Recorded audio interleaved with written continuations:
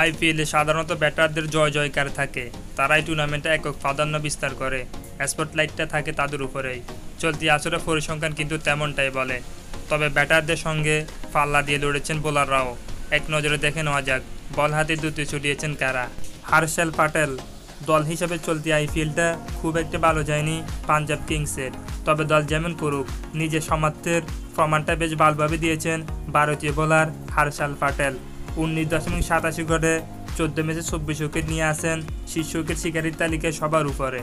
বরুণ চক্রবর্তী।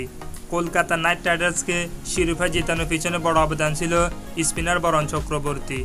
15 ম্যাচে 19.14 গড়ে নিয়েছেন 21 উইকেট। জাসপ্রীত বুমরা। এবারের আসরে সবচেয়ে বাজে পারফরমেন্স করেছে পাঁচবারের চ্যাম্পিয়ন মুম্বাই ইন্ডিয়ান্স। 10 দলের মধ্যে তলানি থেকে আসর শেষ করেছে দলটি। তবে বল হাতে দুটি ছড়িয়েছেন তারকা পেসার জাসপ্রীত বুমরা। 13 ম্যাচে 16.80 গড়ে নিয়েছেন 20 উইকেট। থাঙ্গারাসু নাটারজন। গত আসরে বল হাতে খুব একটি ভালো করতে না পারলেও এবারে আসরে দারুণ ছন্দে ছিলেন নটরজন। শিরোপা জিততে না পারলেও দলকে ফাইনাল তুলতে রেখেছেন গুরুত্বপূর্ণ ভূমিকা। 14 ম্যাচে 24.47 গড়ে নিয়েছেন 19 উইকেট। হর্ষিত রানা। ফাইনালের আগেও শীর্ষ বোলারদের তালিকায় সেরা পাঁচে না থাকলেও শিরোপা নির্ধারিত ম্যাচে 2 উইকেট নিয়ে চমক দিয়েছেন এই বোলার। 20.15 গড়ে 13 ম্যাচে 19 উইকেট নিয়েছেন তিনি।